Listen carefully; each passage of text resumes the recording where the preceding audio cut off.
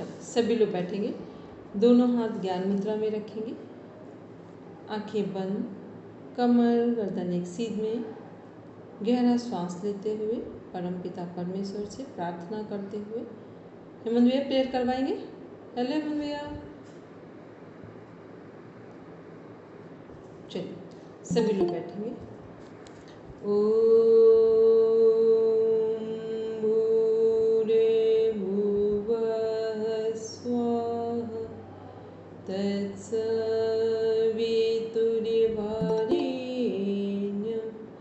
भर्गो देवस्य धीमहि धियो यो नः प्रचोदयात्। Now rub your palm, touch your eyes,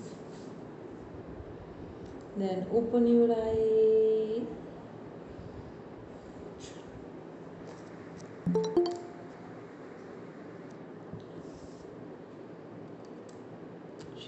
एक बार केवल बिना देखे इतना बता दें किसमें किसमें हम लोग ने चेतना को पढ़ा है, किन किन ग्रंथों में।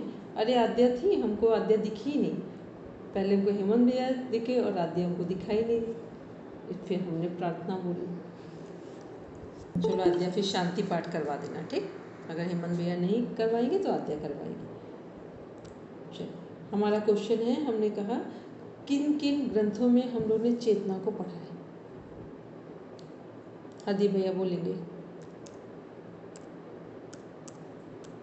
मैम योग वशिष्ठ में पढ़ा है और व्यास भाष्य जो लिखा है व्यास जी ने योग दर्शन के ऊपर, उसमें है, भगवत गीता में है, पुराणों में है, उपनिषदों में है, वेदों में।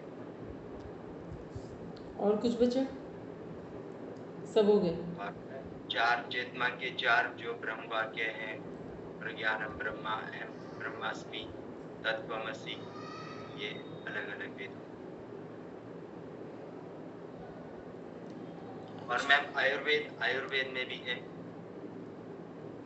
ठीक है। और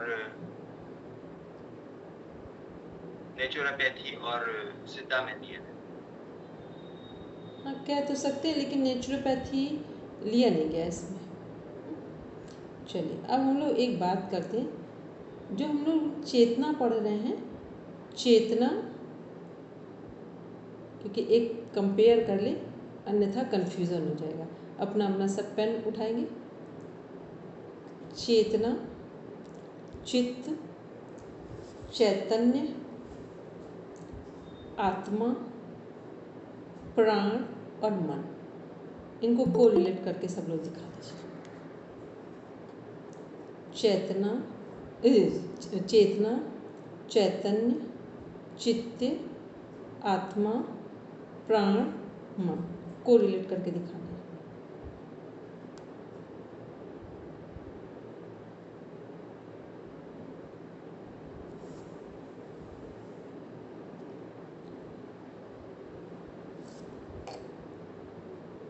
बोलेंगे आदि भैया। मैम जो आत्मा है वो जो है वो चेतना है, और जो चैतन्य है वो परमपिता परमेश्वर है, जहाँ से इस शरीर रूप में जो आत्मा रह रही है उसको चैतन्य है।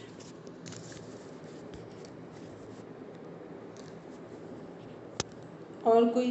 सब लोग अपना अपना देख लें, जिसको जिसको जो समझ में आया वो बोल दें। जो हमने वर्ड बोले हैं उस चित्त और जो प्राण है वो भी चेतन है। मैं मन जो है वो मनोमय कोश है, यानी कि वो हमारे जीवात्मा से जुड़ा हुआ है, प्रकृति से रिलेटेड है। प्रकृति भी है और चेतनता दोनों उसके अंदर है। चित्त जो है प्रकृति से जुड़ा हुआ है। ठीक है। और किसी को बताना है? ये अच्छा, पहले ये बस बता दें सब लोग। अंजू आपकी वॉइस रुकी, हम अपना माइक म्यूट करें फिर बोलो। मैम ऐसे भी बता सकते हैं ना, चेतना के अलग अलग स्तर होते हैं, और जो चित्त है उसमें हमारे संस्कार रहते हैं, और आत्मा है वो इन सब से परे है, मतलब उसका मतलब वो मुक्त है मैम, जिसको ऐसे नहीं बोल सकते इसका कोई स्तर है वो। और चैतन्य, जागृत चैतन्य और मैम चैत्य का नहीं पता। चलो, और किसी को बोलना है, क्योंकि ये कंफ्यूजन दूर कर ले। क्वेश्चन तो इसी पर बनेंगे, चाहे वो लेवल 6 हो या नेट जेआरएफ का पेपर हो, ठीक है? क्वेश्चन इस पर बोलेंगे। हर दिव्या, चेतना को अहंकार मुक्त भी बोल सकते हैं ना, जिसमें अहम एकदम खत्म हो गया हो।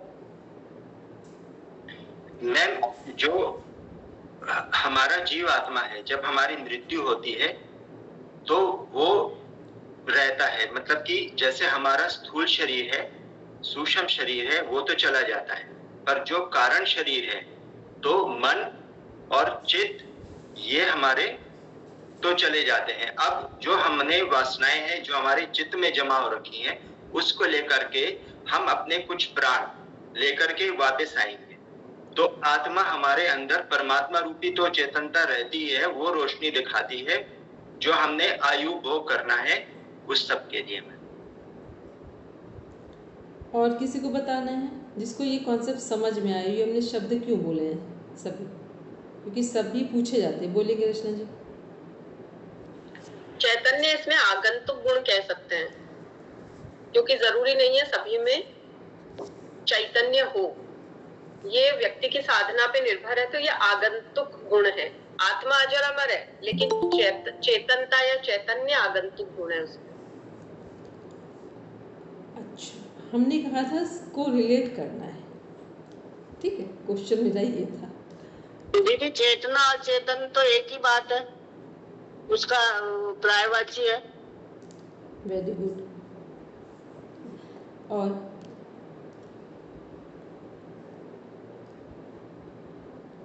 देखो, चेतना, चैतन्य और आत्मा, ये तीनों एक साइड है। चेतना, चैतन्य और आत्मा, ये एक साइड। ठीक। चित्त क्या है? चित्त जितना जितना हमारा परिष्कृत होगा, उतना उतना हमारी चेतना विकसित होगी। जितना चित्त में हमारे शुभ संस्कार होंगे, या ये कह दे कि जितना जितना संस्कारों से मुक्त होगा हमारा चित्त, उतना उतना हमारी चेतना जागृत होगी। वही चेतना को, जागृत चेतना को चैतन्य बोला जा रहा है, और वही हमारी आत्मा की उन्नति का कारण बनेगा। तो चेतना, चैतन्य, आत्मा, ये तो एक ही लाइन में जुड़ते हैं, या पर्यायवाची बोल दें, सिनोनिम से। ठीक है। अब हमने कहा था मन और प्राण भी लिया था यहाँ पर। तो मन और प्राण क्या है? जब हम लोग बोलते हैं, एक common definition, yoga is the science of body, mind and soul. तो जो मन है हमारा, वो शरीर और आत्मा के बीच की एक कड़ी है। ठीक है। मन क्या है? शरीर और आत्मा के बीच की कड़ी। अब जो मन है हमारा, वो किससे विकसित हो रहा है, किससे प्रभावित हो रहा है, किससे वो ऊंचा उठेगा या किसके द्वारा वो नीचे गिरेगा? मन की ऊर्जा किस पर डिपेंड कर रही है? ऊपर उठने और नीचे? बुद्धि नहीं, प्राण पर। मन की चेतना किस पर? हमने प्राण बोला था ना। तो जितना प्राण तत्व हमारा विकसित होगा, उतना मन हमारा उच्च स्तरीय होगा। जितना प्राण तत्व हमारा कमजोर होगा, उतना मन का जो स्तर है वो नीचे स्तरीय हो जाएगा या डाउन हो जाएगा। ठीक है। तो प्राण क्या कर रहे हैं? प्राण ऊर्जा का माध्यम है। जो मन को जितना ऊर्जा मिल रही है, उतना ही वो या तो फिर शरीर की तरफ आकर्षित होगा, या तो फिर आत्मा की तरफ होगा, क्योंकि वो बीच में है। तो प्राण केवल प्राणों के द्वारा ही हमारे पूरा जो सिस्टम है, चाहे वो चित्त के संस्कारों का हो, चाहे वो चेतना के ऊपर उठने का हो, चाहे वो मन के सकारात्मक दृष्टिकोण की बात हो, चाहे वो आत्मा की उन्नति की बात हो, सब पर काम कौन कर रहा है, किसके बल पर सारी चीजें ऊपर उठेंगी? सारा विकास किसके बेस पर हो रहा है? चित्त प्राण के, ठीक है। पूरा जो विकास हो रहा है वो प्राण के बेस पर हो रहा है। वो चित्त के संस्कार भी प्राण के बेस पर ही हमारे पहले नकारात्मक से सकारात्मक होंगे और सकारात्मक से भी हम बाहर आना शुरू होंगे। मन का उच्च स्तरीय आयाम प्राणों पर ही निर्भर कर रहा है। चेतना हमारी कितनी विकसित है वो प्राणों पर ही निर्भर कर रही है।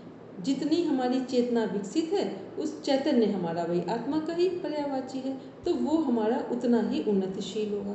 तो जितने हमने नाम बोले थे, पहले तो हमें कनेक्ट करना था चेतना चैतन्य आत्मा एक साइड कनेक्ट हो रहे हैं। चित्त हमारे संस्कारों से भरा हुआ है। चित्त जितना जितना संस्कारों से रहित होगा उतना उतना हमारा जो चेतना है चैतन्य है आत्मा है वो विकसित होगी। अब चित्त का विकास किस पर डिपेंड कर रहा है? हमारे प्राणों पर कर रहा है, या ये कह दें कि मन के विचारों पर कर रहा है। तो मन के विचारों की गति को अब जो पूरी तरीके से यदि रोका जाए तो उसका नाम है प्राण। तो ये पूरा एक कनेक्टिविटी थी सबके अपने अपने वर्क के अनुसार, और कैसे किस पर कौन वर्क कर रहा है, कार्य कर रहा है, और कौन किसको कैसे प्रभावित कर रहा है। ठीक है, क्योंकि पूरी चेतना का जो हम लोगों ने कॉन्सेप्ट पढ़ा है उसका जीस्ट ये निकल कर आया है। और बाकी हम लोगों ने देखा कि सब में चेतना क्या कैसे समझाई गई। फिर चेतना के जो आयाम थे वो 4 थे हमारे, आ उ मा चंद्र बिंदु के माध्यम से भी देखा, महर्षि अरविंद जी के माध्यम से भी देखा, और भी कई जगह अलग अलग तरीके से चेतना को भी बताया गया है। तो ये सब क्या है, जो चेतना के 4 आयाम हैं।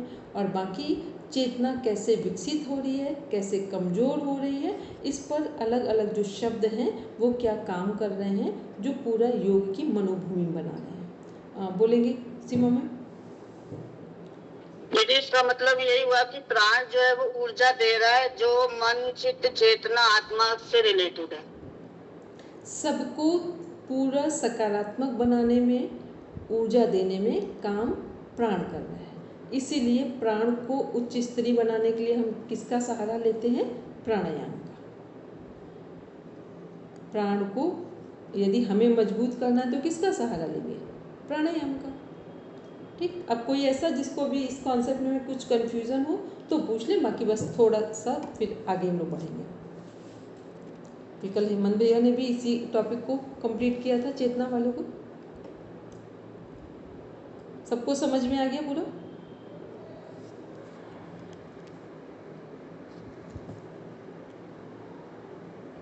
जितने लोग हैं यहाँ पर कि कोई ऐसा, किसी को ऐसा कोई लग रहा है, कोई शब्द कंफ्यूज हो रहा है? बोलेंगे रचना जी? मेरे को कई बार मन और उसमें आत्मा में बड़ा कंफ्यूजन हो जाता है। नहीं, मन में हमारे संकल्प विकल्प उठते हैं, तो इसलिए मन और आत्मा में तो कंफ्यूजन होने का कोई कारण ही नहीं बनता है। और फिर प्राण और आ जाता है तो उसमें वो और कंफ्यूज करता है। नहीं, प्राण हार्ट हुआ ना दीदी? प्राण हार्ट नहीं हुआ, प्राण हमारा ऑक्सीजन हो गया। अच्छा अच्छा। प्राण ऑक्सीजन है। ठीक है, हाँ बोलेंगे रचना जी? मैम, आचार्य महाप्रज्ञ जी ने एक बुक लिखी थी चित्त और मन, तो उसमें ये तो समझ में आ गया संकल्पात्मक विकल्पात्मक मन है, फिर बुद्धि निर्णायक होती है, और फिर उससे भी आगे जाते हैं तो चित्त एक हाईएस्ट लेवल है। तो इसमें बुद्धि का कहीं कोई रोल नहीं आया, मतलब प्राण ही ले लिए, तो क्या उसी को उससे कोरिलेट कर सकते हैं? यहाँ कर सकते हैं, क्योंकि कई जगह क्या हुआ ना, मन के गहराई को बुद्धि से कनेक्ट कर दिया जा रहा है। ठीक है, तो बहुत सारे योगियों ने, जो नास्तिक वाले जितने लोग हैं वहाँ पर उन्होंने बुद्धि का कोई स्थान नहीं बताया है। ठीक है, तो इसलिए वहाँ करते वो मन की गहराई को बुद्धि के निर्णय से, जो मन के शुभ संकल्प हैं वो बुद्धि के निर्णय से ही कनेक्ट कर दिए गए। ठीक है, तो इसलिए वहाँ कोई कंफ्यूज होने की जरूरत नहीं है। चलिए, और किसी का अभी कोई क्वेश्चन है? क्योंकि ये क्वेश्चन अभी आपको पढ़ने में सरल लग रहा है चेतना, जब इसके क्वेश्चन पूछे जाते हैं ना तो सब आते ही वो लगता है ये गलत है कि ये सही है, इतना कंफ्यूजन होता है। जो चीज़ें बहुत सरल होती हैं वहाँ कठिनाई ज़्यादा होती है। अब बोलेंगे अंजू? मैम, मुझे चेतना के अलग अलग स्तर होते हैं, लेकिन आत्मा का कोई स्तर थोड़ी ना होता, मुझे कंफ्यूजन हो रहता है। आत्मा के तो स्तर बताए ही नहीं, आत्मा के तो विकास की बात की जाती है। अभी वही तो देखो मैम, आत्मा और चेतना मतलब एक समझ कैसे आएंगे? चैतन्य आत्मा और चेतना। देखो, चेतना, चैतन्य, आत्मा, ये सब एक साथ कनेक्ट हो रहे हैं। और जो चेतना के स्तर की जब बात करते हैं तो देखो, जैसे अभी हम लोग हैं तो हम लोगों की आत्मा विकसित है क्या? नहीं है। ज़्यादा नहीं है। और अगर हम लोग जो लोग योगी जन हैं उनकी बात करें, उनकी विकसित है कि नहीं है? उनकी है मैम। विकसित है। तो जो विकसित है वो चेतना के चौथे आयाम पर है। आप समझ में ना अंजू? जो विकसित है वो चेतना के चौथे आयाम पे। जैसे मान लो अभी एक हम लोग हैं, हम लोग चेतना के किस आयाम में होंगे? जब हमें सही और गलत पता चलने लगे तो चेतना के किस आयाम में होंगे? जागृत। बोलेंगे हरदीप भैया? मैम अवचेतन। जब हमें सही और गलत पता चले तो चेतन मन पर है। जब हमें सही और गलत पता चले, सही से मान लो अभी हम बोल रहे हैं और आप मेरी बात को सही सुन पा रहे हैं, तो किस अवस्था में हम लोग? अभी हम बोल रहे हैं कि चेतना, हमने कहा योगियों की चेतना किस आयाम पर है?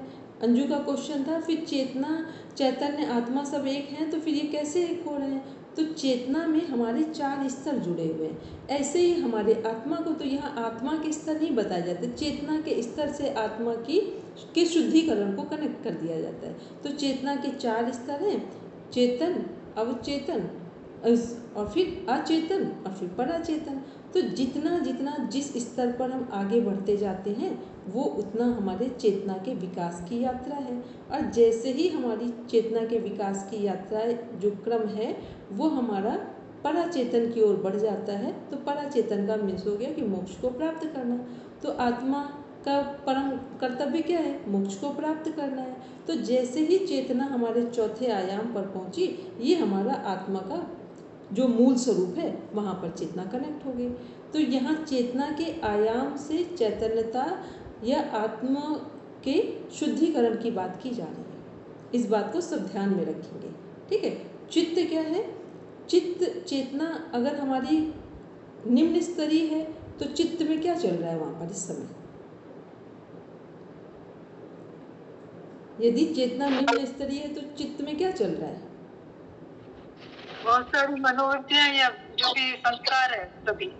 मतलब अगर हम लोग बात करें तो क्लिष्ट वृत्तियां सारी काम कर रही हैं, बुरे विचार काम कर रहे हैं, ठीक है। और यदि हम कहते हैं कि चेतना हमारी विकसित हो रही है, चेतना का पहला आयाम ही विकसित है, या ये कह दें कि चेतना हमारी उच्च स्तरीय हो रही है, तो उच्च स्तरीय चेतना कहाँ हो रही है? चित्त पे कौन सी क्या चल रहा है जब चेतना हमारी उच्च स्तरीय होगी?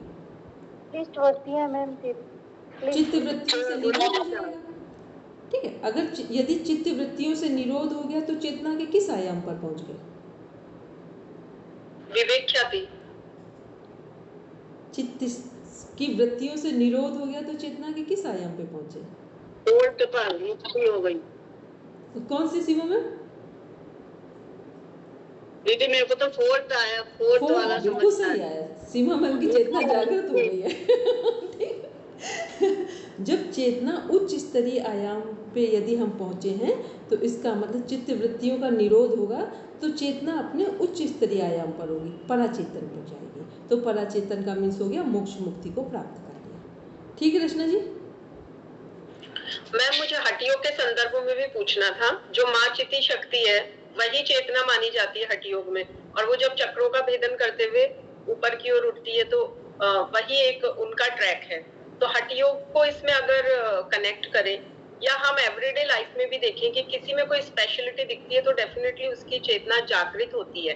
वो अलग बात है कि अगर कोई साधना मेंटेन नहीं रख पाता है तो वापस से वो सो जाती है अपनी पूंछ मुंह में दबा के।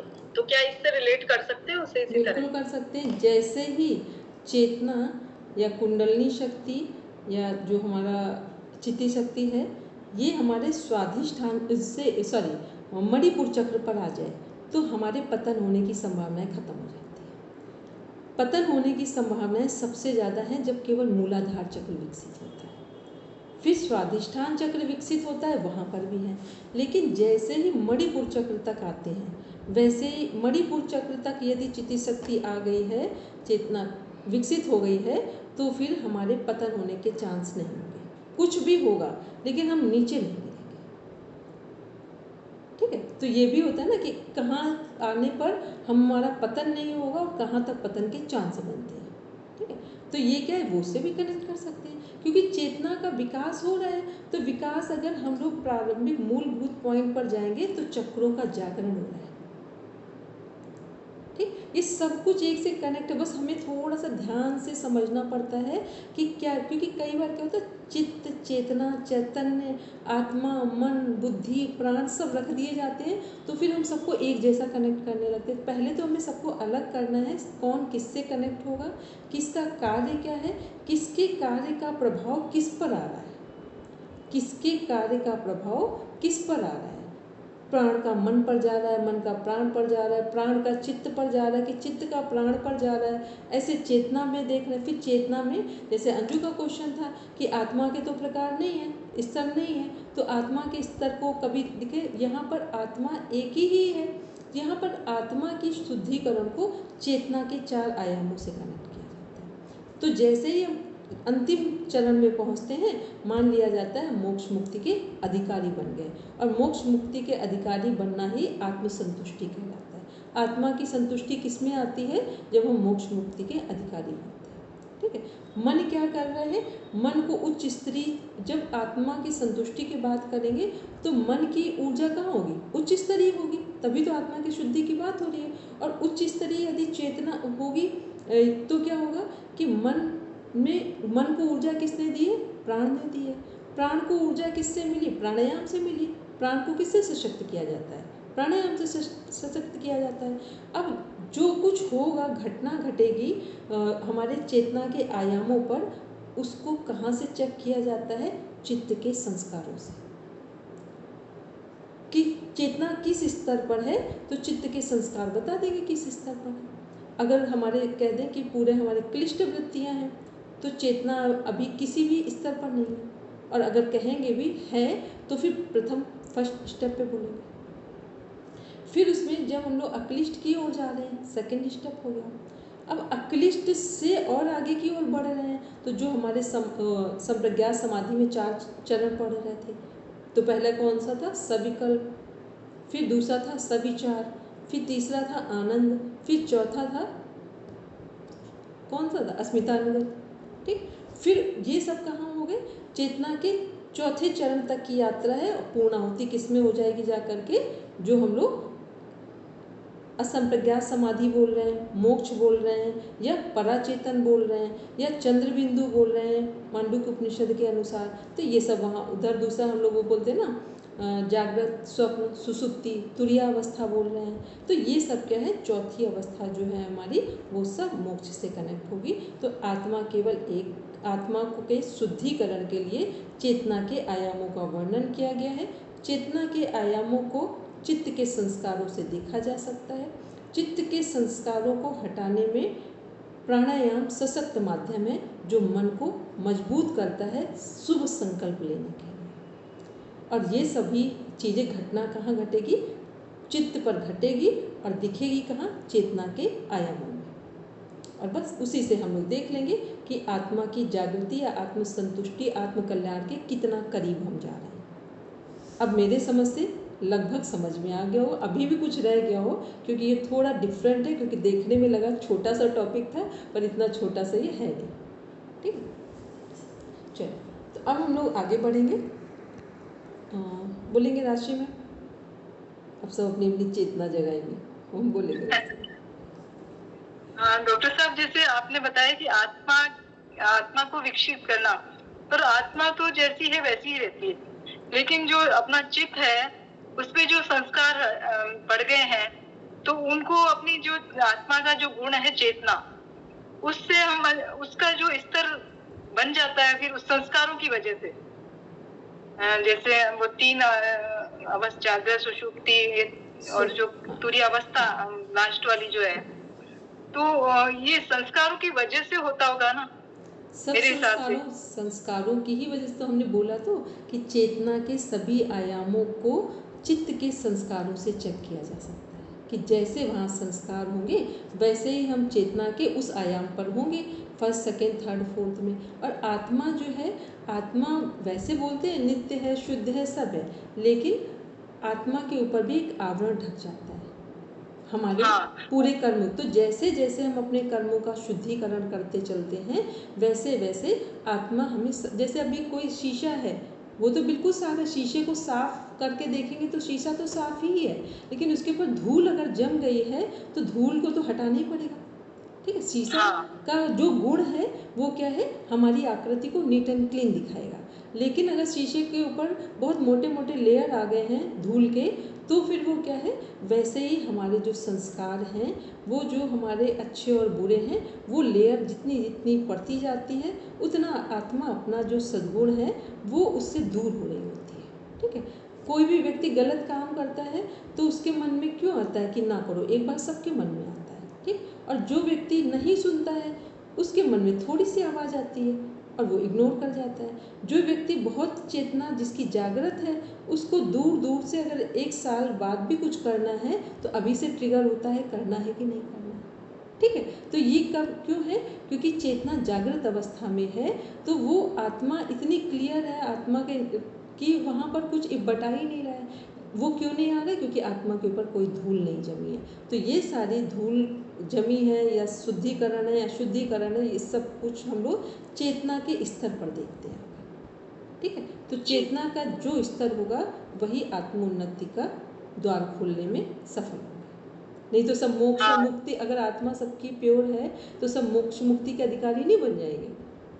नहीं डॉक्टर साहब, मेरा जैसे आप जो अपना कोश है ना, जैसे अन्नमय कोश, मनोमय कोश और प्राणमय कोश, प्राणमय पहले आता है, प्राणमय कोश, फिर मनोमय कोश, फिर विज्ञानमय कोश, फिर आनंदमय कोश।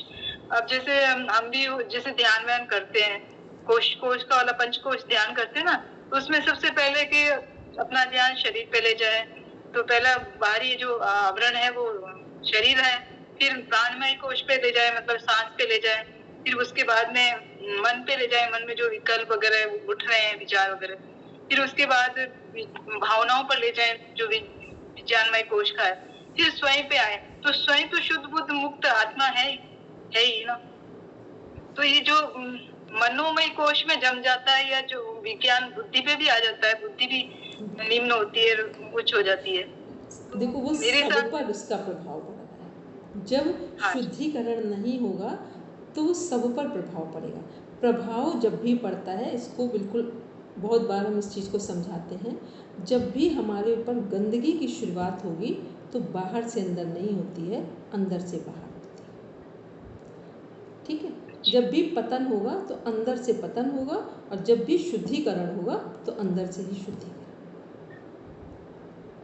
ठीक, इसीलिए जब हम लोग जो साधारण लोग हैं वो कहाँ से बोलते हैं ध्यान करने के लिए, शरीर को देख रहे हैं, मन को, सब दुनिया भर की बातें चलती हैं। और जब राजयोग की बात करते हैं तो किसको देखना है, मन को देखना है सीधा।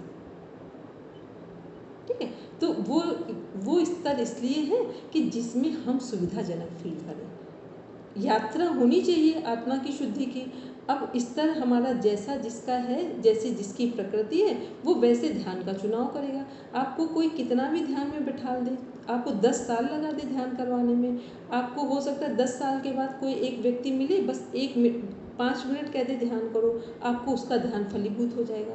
क्यों हो जाएगा? एक ध्यान था हमने लोगों के अनुसार चुना था, एक ध्यान हमारी प्रकृति के अनुसार था। तो जब आप बहुत विकसित हो जाते हैं तो आप अपने मन से चुनाव कर पाते हैं कौन सा ध्यान हमारे लिए उपयोगी है। ठीक है, जब बहुत विकसित हो जाते हैं तो हम खुद से जान पाते हैं कि कौन सा ध्यान हमारे लिए उपयोगी है। अदरवाइज क्या होता है, जो लोग करवा रहे हैं हम उन्हीं के साथ कनेक्ट हो जाते हैं। तो इस बात पर कोई कहीं कंफ्यूज नहीं होंगे। प्राणायाम इसीलिए किया जाता है ताकि हम लोग अपने ध्यान का चुनाव खुद से कर पाएँ कि कौन सी चीज़ हमारे लिए यूजफुल है। ठीक है राशि? नहीं, आपने कहा कि आपने कहा कि अंदर से जो भी है अशुद्धि होती है वो अंदर से होती है, लेकिन जैसे हम भी पढ़ते हैं कि आनंदमय कोश है तो वो एकदम मतलब एकदम आनंदमय है, उसमें कोई लेप लग नहीं सकता। तो वो मुझे थोड़ा वो समझ में नहीं आया, या तो हम आपकी प्राण या ध्यान की क्लास ले ले फिर तो रात्रि जी। देखिए इसमें क्या है ना कि देखो जब भी कुछ हम लोगों के अंदर, मान लो अभी हम लोग बाहर कोई एक्सीडेंट होता है या कुछ भी बाहर हो, तो जितना ये जो संसार है जैसा हम सोचते हैं वैसा बन जाते हैं। तो सोचते हैं और वैसा बन जाते, इसका अर्थ क्या हुआ कि पहले हमने सबकॉन्शियस माइंड, अनकॉन्शियस माइंड में कुछ हमने सोच रखा है, और जो हमने सोचा है वैसे ही हमको जीवन मिल गया, वैसे ही हमें लोग मिल गए, वैसे ही हमारे ज्ञान का निर्माण हो गया। और जिस दिन हमें दुख होता है कि ये जीवन कब तक ऐसा जिएंगे, जैसे अंदर से ठोकर लगनी शुरू होती है उस दिन से हम खुद ही समेटना शुरू कर देते हैं। एक उपनिषद है, इसमें हम लोग आगे भी पढ़ेंगे, त्रेतत्रे, वहाँ पर पढ़ते हैं कि मकड़ी अपना जाला खुद बनाती है, और जिस दिन उसे थकान लगती है वही अपना जाला साफ कर देती है, खा जाती है। ऐसे ही हम लोग अपनी ही आंतरिक चेतना से पूरा विस्तार कर लेते हैं अच्छी और बुरी चीज़ों का, और जब हमको लगता है कि अब बहुत हो गया तो हम ही समेट लेते हैं।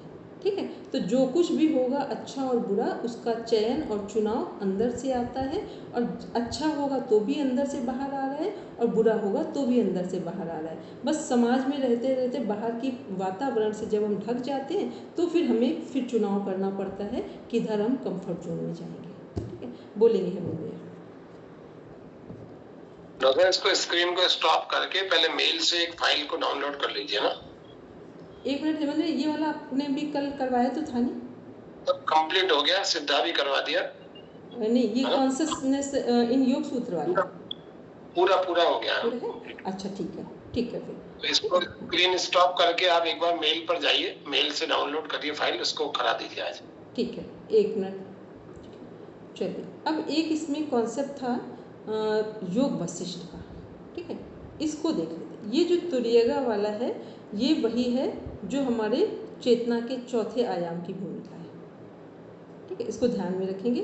जो चौथे आयाम की जो भूमिका है इसको वहाँ पर कनेक्ट कर लेंगे। ये क्वेश्चन पूछा जाता है, जो तुर्यगा है ये मांडूक उपनिषद में जो कौन सा चरण है जिससे कनेक्ट होता है या चेतना को कनेक्ट करता है। ये सब अपने अपने सिलेबस में लिखना, चाहे वहाँ लिख लें या जैसे भी आपको लगे, ध्यान में रखना है बस इसको। चलिए, कितने लोगों ने पूरा PDF पढ़ रखा है? ज्ञान योग, भक्ति योग, सारी चीज़ों को देख रखा है? ठीक, अब बहुत डिले नहीं करेंगे क्योंकि पेपर आपका बिल्कुल पास में आ रहा है। तो जो जो चीज़ें देख रहे हैं वो इसके लिए दिखाई जा रही है कि आप उनको पढ़ते चलें पूरा।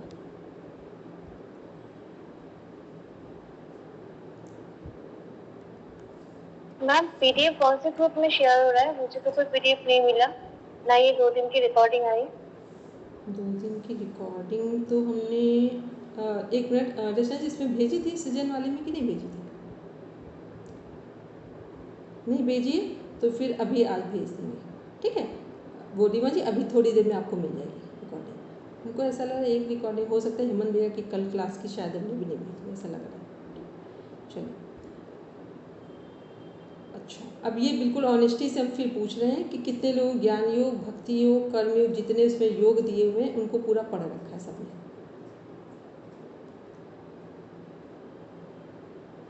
हरदीप भैया ने पढ़ा है, और किसी ने भी नहीं? सीमा मैम ने पढ़ा है, चलिए ठीक, अगर पढ़ा है तो बहुत अच्छी बात है, नहीं पढ़ा है तो फिर देख लेंगे ध्यान से। ठीक है राशि मैम, ठीक है, जिन्होंने पढ़ लिया तो बहुत अच्छा है, अगर नहीं पढ़ा है तो फिर एक बार सब देखेंगे कि कहाँ रह गया है। चलिए, अब हम लोग आते हैं अपने इसमें कॉन्सेप्ट में। आज हम लोग देखेंगे, इसमें चेक करेंगे अपना सिलेबस श्रीमद् भगवद गीता। ये सभी का है, जो लोग योग में पढ़ रहे हैं नेट जार वो भी उनके लिए भी है, और जो 6 लेवल में है वो भी पढ़ेंगे। चलिए, एक बार एक ब्रीफ इंट्रोडक्शन केवल 2 मिनट का देंगे। चलिए राशि मैम बोलिए, श्रीमद् भगवद गीता का एक ब्रीफ इंट्रोडक्शन दीजिए।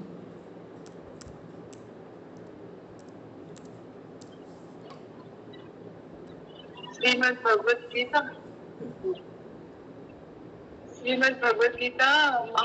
मतलब इसमें मुझे योग के बारे में बताना मतलब नहीं, हमने कहा श्रीमद् भगवद गीता का एक ब्रीफ इंट्रोडक्शन देना है कि श्रीमद् भगवद गीता में क्या है। हाँ, श्रीमद् भगवद गीता में कुल 700 श्लोक हैं और ये महाभारत के भीष्म पर्व से लिया गया है। इसमें अर्जुन और भगवान श्री कृष्ण का संवाद है और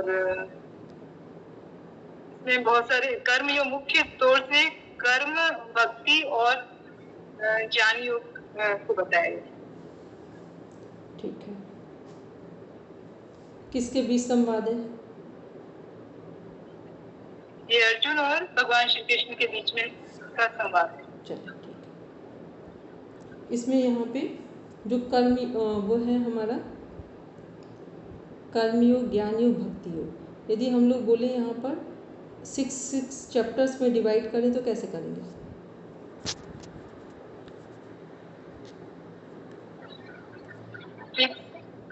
6 अध्याय इसमें ज्ञान योग के हैं, 6 भक्ति योग के और 6 ही कर्म योग के डिवाइड करें।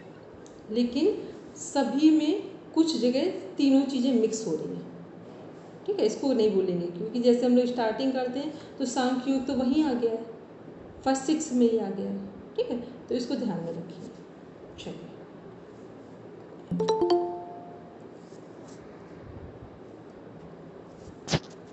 चलिए स्टार्ट करेंगे, पढ़ते हैं हम लोग।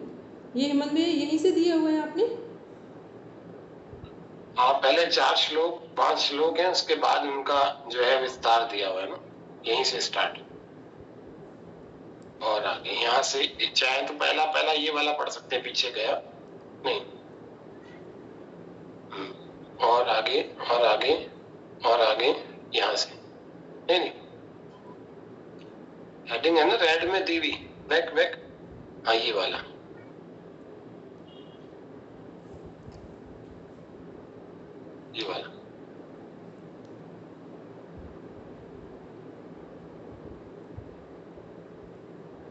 चाहे तो सबसे शुरू से भी ले सकते हैं, बिल्कुल शुरू में आ जाइए, जैसे मैंने क्रम से बनाया है वो तरीके से व्यवस्थित क्रम में।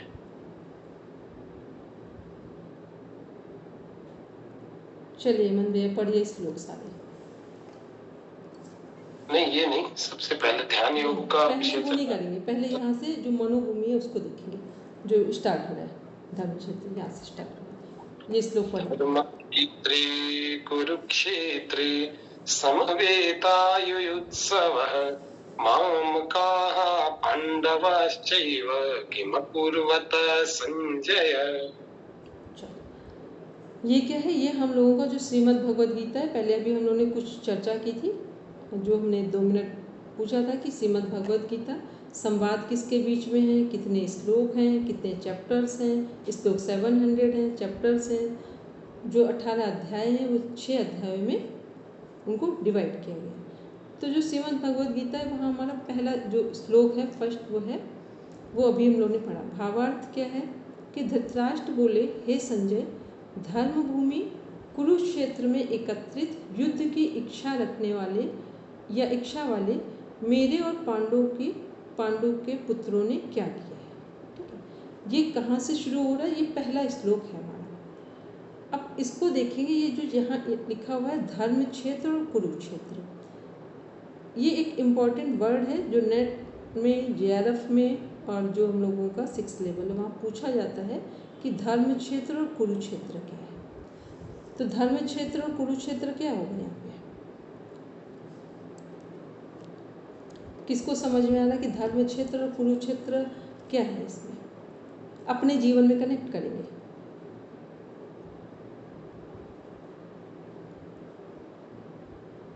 सबको मेरी आवाज़ आ रही है? हेलो,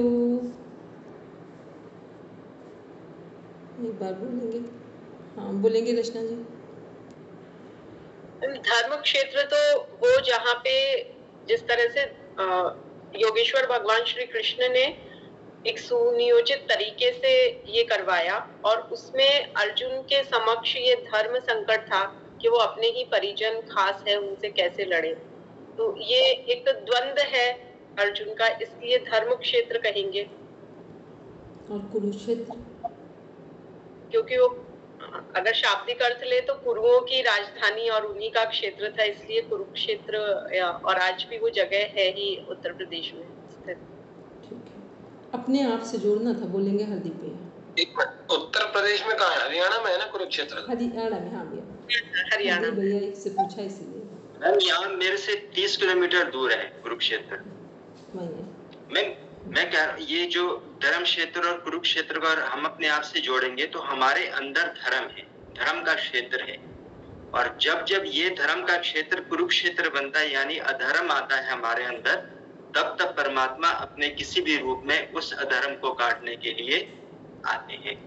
तो वो जो कौरव हैं, हमारे काम क्रोध लोभ जब भी हमारे अंदर उठते हैं या जो भी होता है, जो वो फिर प्रकृति को के खिलाफ होते हैं, तो परमात्मा उठ करके उसका अधर्म का नाश करते हैं, जो मैंने समझा। अर्थ ये, अभी एक मिनट राशि मैम से और पूछने, राशि मैम ने भी हैंड रेज किया था, बोलेंगे राशि मैम। हाँ, इसमें मैं जैसे धर्म क्षेत्र है, ये तो जो हमारे कर्तव्य है, क्या क्या कर्तव्य है, और वही जब हमारे क्षेत्र में किसी क्षेत्र में उतरते हैं तो जो द्वंद आता है ना, वो कुरुक्षेत्र है मेरे हिसाब से। ये जैसे हम लोग क्लियर आंसर है, हरदीप भैया ने भी सबने सही से बोला। कुरुक्षेत्र क्या है? जितने द्वंद हैं उसी कुरुक्षेत्र में सारे द्वंद्वों के बीच यदि हम अपने कर्तव्य को पहचान लें तो वही धर्म क्षेत्र हो गया। तो हमारे अपने ही जीवन में हर क्षण हम कहाँ पर हैं? कुरुक्षेत्र में भी हैं, और चुनाव करना है कि कुरुक्षेत्र में धर्म का चुनाव करेंगे या कुरुक्षेत्र में जो चल रहा है उन्हीं के साथ जुड़ जाएंगे जाकर। ठीक है, तो कुरुक्षेत्र क्या है? जितने भी हमारे वो नेगेटिव पॉइंट्स जो हमारे जीवन में निषिद्ध होने चाहिए, जिनकी ज़रूरत नहीं है, जो शास्त्रोचित नहीं है, वो सब कुरुक्षेत्र में है। धर्म क्षेत्र क्या है कि कितनी भी विषम परिस्थिति हो, फिर भी यदि हम अपना धर्म पहचान कर अपने धर्म के अनुसार जीवन जी रहे हैं, ये धर्म क्षेत्र है। तो ये धर्म क्षेत्र कुरुक्षेत्र पूछा जाता है क्वेश्चन, इसलिए हमने पूछा था। अब देखेंगे जो फर्स्ट हमारा था कि शुरू कहाँ से हुआ था? धर्म क्षेत्र और कुरुक्षेत्र एक द्वंद्वात्मक स्थिति में अपने धर्म का चुनाव करना था, वहाँ से शुरू हुआ था। अब देख रहे हैं हम लोग, नेक्स्ट पढ़ेंगे हेमंत भी। यत्र योगेश्वरः श्री कृष्ण तत्र पार्थो धनुर्धरः तत्र श्रीर्विजयोर्भूतिर्ध्रुवानीतिर्मतिर्मम। भावार्थ क्या है यहाँ पर? हे राजन, जहाँ योगेश्वर भगवान श्री कृष्ण हैं और जहाँ गांडीव धनुषधारी अर्जुन हैं, वहीं पर श्री, विजय, विभूति और अचल नीति है, ऐसा मेरा मत है। ये राजन किसके लिए? कौन कह रहा है किसको राजन?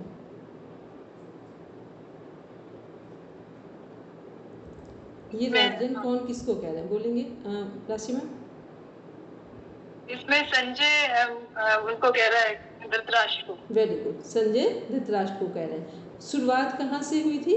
वहाँ पर भी धृतराष्ट्र संजय से पूछ रहे थे कि धर्म क्षेत्र कुरुक्षेत्र में जो पांडव हैं वो हमारे पुत्र, वहाँ क्या हो रहा है, वो पूछ रहे थे।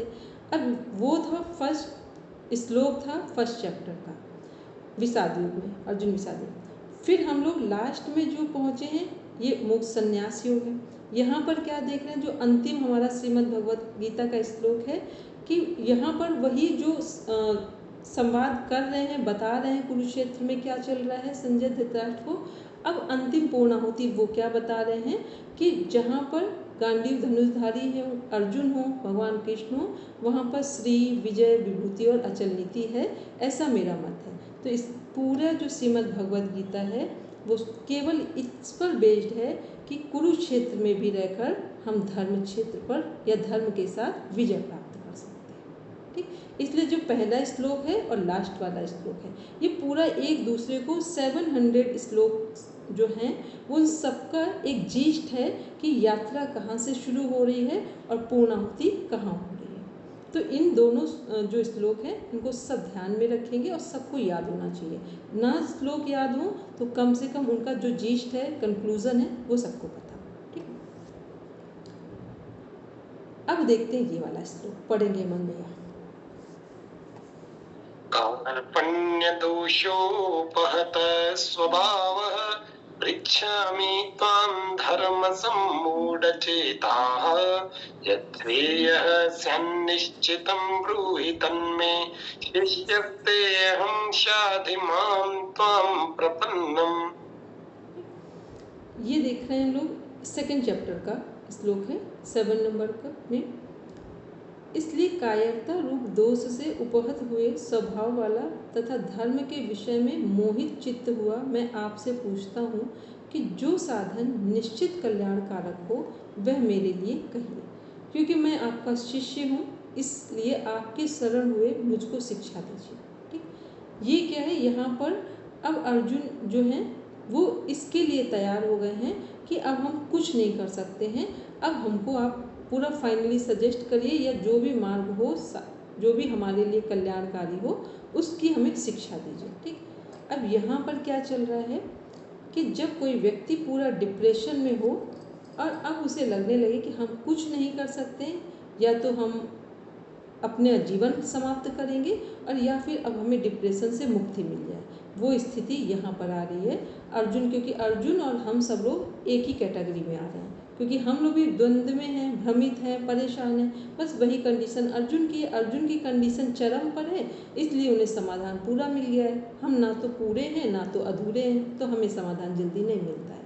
तो ये वाला जो श्लोक है वो क्या है, को रिलेट करते जाएंगे श्लोक को कि कौन सा प्रश्न कहाँ शुरू हुआ है और कहाँ उसकी पूर्णाहुति हो रही है। अब देखेंगे, पढ़ेंगे हेमंत भैया। नष्टो मोहः स्मृतिर्लब्धात् प्रसादान्मयाच्युत स्थितोऽस्मि गतसन्देहः करिष्ये वचनं तव। अब ये श्लोक है 18 चैप्टर में, 18वें अध्याय का 73 नंबर का श्लोक है। अर्जुन बोले, हे अच्युत, आपकी कृपा से मेरा मोह नष्ट हो गया है और मैंने स्मृति प्राप्त कर ली है। अब मैं संशय रहित होकर स्थिर हूँ, अतः आपकी आज्ञा का पालन करूँगा। स्मृति प्राप्त कर लेने का यहाँ तात्पर्य क्या है?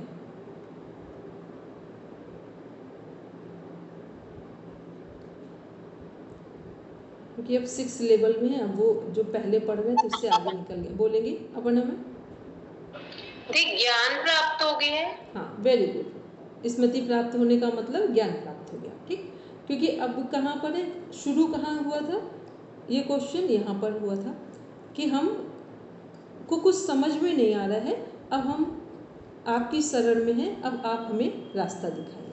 ठीक, 18वें अध्याय में क्या हम लोग देख रहे हैं कि नष्टो मोह स्मृति लब्ध्वा, मेरे सारे मोह भ्रम नष्ट हो गए हैं और अपनी स्मृति को हम उपलब्ध हो गए। अपनी स्मृति को उपलब्ध होने से तात्पर्य है अपने आत्मज्ञान को उपलब्ध हो गए। ठीक है, तो ये क्या है, क्योंकि अभी तक हम लोग श्रीमद् भगवद गीता कैसे पढ़ रहे हैं, आपको याद है पढ़ना में नंदन सर पढ़ते थे, 700 श्लोक याद थे। ठीक, उस समय भी तब ये कॉन्सेप्ट हम कनेक्ट कर चुके थे, क्योंकि जब हमने पढ़ा था तभी की बात है। ठीक, तो वो इन्हीं बातों को बोलते थे कि ऐसी चीज़ें हमको नहीं समझ में आती। तो यही है कि श्रीमद् भगवद गीता जब पढ़ते हैं तो उसका कोरिलेशन कहाँ कहाँ है, कि कैसे किसको कोरिलेट करना। ये नहीं कि इसमें इतने सारे श्लोक हैं तो हमें सारी चीज़ें पता है, पता होने से मतलब नहीं है, इसमें कहाँ क्वेश्चन शुरू हुआ था और उसका समाधान कहाँ पर आ गया है।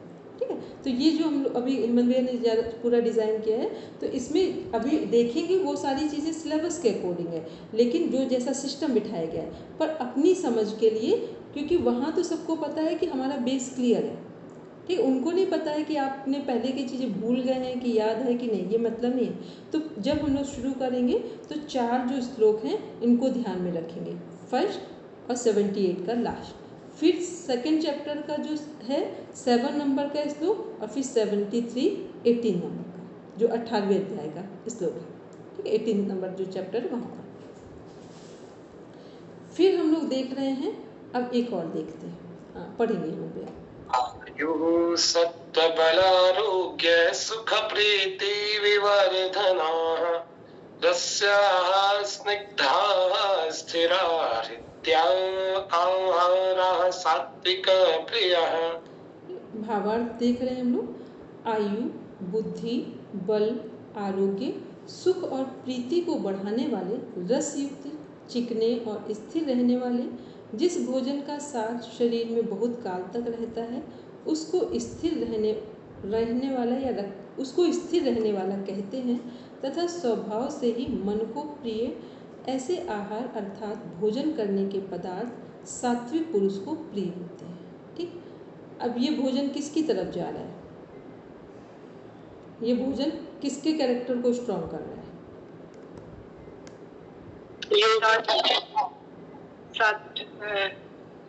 कर्मयोगी, सात्विक, कर्मयोगी, ज्ञान योगी, भक्ति योगी, जो भी तीनों योग, क्योंकि तीनों योग मोक्ष के ही अधिकारी हमें बनाएंगे। तो ये तीनों जो हमारे योग हैं जो श्रीमद् भगवद गीता में डिफाइन किए गए हैं, वो तीनों योगियों के लिए कौन सा भोजन होगा जो अभी हम लोग पढ़ रहे हैं, जिस भोजन के बारे में पढ़ रहे हैं। ये हमारा 17 चैप्टर का 8 नंबर का श्लोक है। पढ़ेंगे मुंडे। कट्वं ललवणात्युष्ण तीक्ष्ण रुक्ष विदाहिनः राजसस्येष्टा दुःख शोकामय प्रदाः। कड़वे, खट्टे, लवण युक्त, बहुत गर्म, तीखे, रूखे, दाहकारक और दुख, चिंता तथा रोगों को उत्पन्न करने वाले आहार अर्थात भोजन करने के पदार्थ राजस पुरुष को प्रिय होते हैं। ये किसका भोजन है महाभारत में?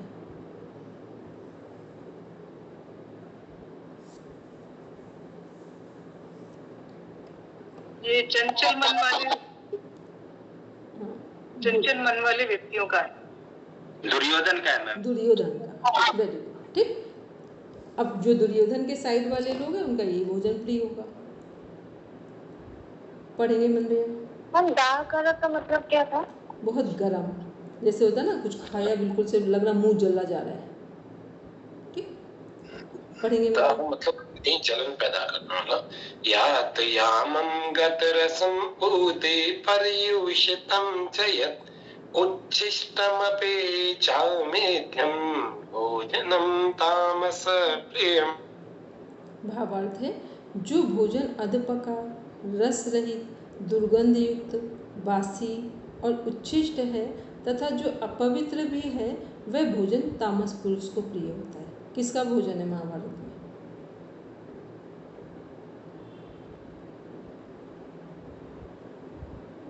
बोलेंगे अधिदेव? मैम धृतराष्ट्र का। उनका भी कह सकते हो, जितने जो राक्षसी प्रवृत्ति वाले लोग हैं, ठीक है, उनका सबका यही भोजन है। क्योंकि राक्षसी प्रवृत्ति वालों के लिए कुछ वही नहीं, उन्हें जो मिल जाए, जैसा मिल जाए, बस अच्छा उन्हें पसंद नहीं है, उसके अलावा सब पसंद है उनको। ठीक है मैम, सिर्फ जो अपनी को सेटिस्फाई करने के लिए, जिसका ना कोई उनको सुख मिला ना कुछ मिलना, 101 पुत्र मरा दिए मैम, जिससे बड़ा और क्या करती है। तो ये क्या है, तो ये हम लोग अभी भोजन को देख करके भी ये अनुमान लगा रहे थे कि ये किसका भोजन होगा। जिसका जैसा भोजन होगा उसका वैसा नेचर होगा, जिसका जैसा नेचर होगा वैसा ही वो व्यक्ति इस समाज में अपने योगदान देगा। ठीक है, भोजन से व्यक्ति की प्रकृति का पता चल रहा है और व्यक्ति की प्रकृति के अनुसार ही उसका व्यवहार और उसका दान होगा। जो भी योगदान होगा समाज के लिए, राष्ट्र के लिए, वो सब व्यक्ति के भोजन पर डिपेंड करता है।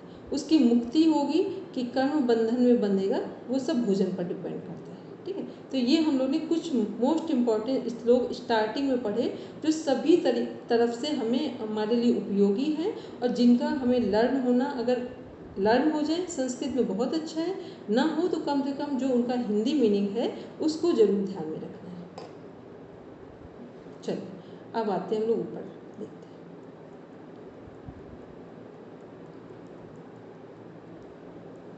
चलिए पढ़ेंगे। योगी युञ्जीत सततमात्मानं रहसि स्थितः एकाकीयत चित्तात्मा निराशीर परिग्रह। आगे बढ़ाई, 4 और 5 पढ़ देता हूँ एक बार। शुचौ देशे प्रतिष्ठाप्य स्थिरमासनमात्मनः नात्युच्छ्रितं नातिनीचं चैलाजिन कुशोत्तरम् कुशोत्तरं तत्रैकाग्रं मनः कृत्वा यतचित्तेन्द्रियक्रियः उपविश्यासने युञ्जाद्योगमात्मविशुद्धये समं कायशिरोग्रीवं धारयन्नचलं स्थिरः सम्प्रेक्ष्य नासिकाग्रं स्वं दिशश्चानवलोकयन् प्रशान्तात्मा अतीतविर्ब्रह्मचारी वृते स्थितः मनः संयम्य मच्छिष्टो युक्तासितमत्परः 6.10 से है। चलिए स्टार्ट जी। हम लोग देख रहे हैं जो हमारा श्लोक है अभी हेमंत भैया ने पढ़ा। योग की अवस्था प्राप्त करने के इच्छुक साधकों को चाहिए कि वे एकांत स्थान में रहें और मन एवं शरीर को नियंत्रित कर निरंतर भगवान के चिंतन में लीन रहें तथा समस्त कामनाओं और सुखों का संग्रह करने से मुक्त रहें। ये किनके लिए है? जिनको अपने जीवन में आत्मज्ञान चाहिए या योगमय जीवन शैली जो चाहते हैं उनको ये अभ्यास की ज़रूरत है। अभी हम सब लोग क्या करते हैं, हमें चाहिए शांति, लेकिन कभी शांति में बैठेंगे नहीं, ना शांति में कुछ सोचेंगे। चाहिए हमें मुक्ति, लेकिन किस में है? आसक्ति में। तो जो हमें चाहिए उसके लिए यहाँ पर हमारा ये श्लोक डिफाइन किया गया अर्थ के साथ कि जो हमें चाहिए पहले तो जो चाहिए उसका चुनाव कर लें। यदि हमें योग चाहिए, शांति चाहिए, मुक्ति चाहिए, भक्ति चाहिए, तो किस तरह हमें एकांत की आवश्यकता है, कैसे चिंतन की आवश्यकता है और किन चीज़ों की त्याग की आवश्यकता है, उसको ध्यान में रखना है। फिर नेक्स्ट श्लोक देख रहे हैं 11 नंबर। योगाभ्यास करने के लिए मनुष्य को एक पवित्र स्थान पर कुश, मृगचर्म तथा एक वस्त्र को एक के ऊपर एक रखकर आसन बनाना चाहिए। आसन ना तो बहुत ऊंचा होना चाहिए और ना ही बहुत नीचा। ये क्वेश्चन कई बार रिपीट हो चुका है कि कुश के आसन पर बैठने की बात कहाँ की गई है, कुश के आसन पर कौन से आसन को रखना है, मृगचर्म के आसन के नीचे कौन सा आसन रखना है, किस अध्याय में ये वर्णन आया है और किस बुक का रेफरेंस है। ठीक है, इसमें कम से कम 7 से 8 क्वेश्चन डिजाइन हो चुके हैं। तो आप ध्यान रखना, जो कुछ इसमें पढ़ रहे हैं सारे आपके क्वेश्चन, स्टार्टिंग से जो श्लोक पढ़े गए सब आपके क्वेश्चन हैं। ठीक है, तो दोनों को ध्यान रखना है कि कुश का आसन डालेंगे, फिर मृगचर्म का डालेंगे जब योग अभ्यास के लिए हम बैठेंगे। आसन क्या हो, ना तो बहुत ऊंचा हो और ना ही बहुत नीचा हो। किससे कोरिलेट कर रहा है ये, ना बहुत ऊंचा हो ना बहुत नीचा हो, किस बुक के रेफरेंस से कोरिलेट कर रहा है?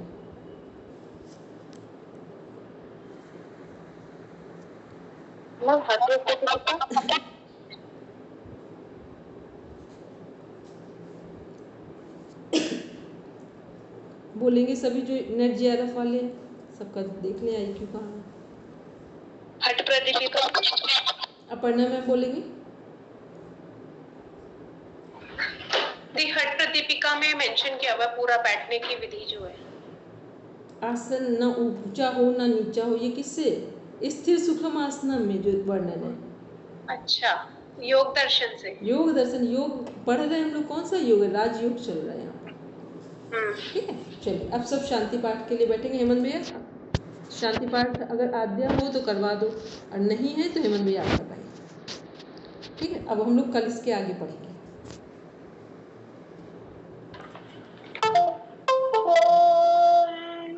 शांति शांति शांति सर्वारिष्ठ सुशांतिर्भवतु। Now rest your palms, touch your eyes, then open your eyes. Hemant भैया